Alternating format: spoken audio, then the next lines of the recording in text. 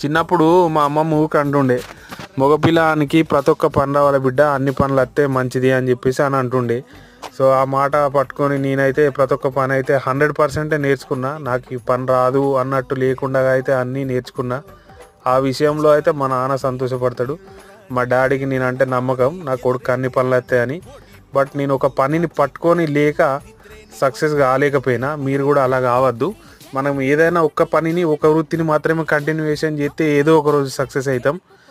ఈరోజు ఇది, రేపు ఇంకోటి, ఈరోజు సెట్ కాలేదని చెప్పేసి పనులు మార్చుకుంటూ పోతూ ఉంటే ఏ పనిలో నిలకడ ఉండదు, సక్సెస్ ఉండదు.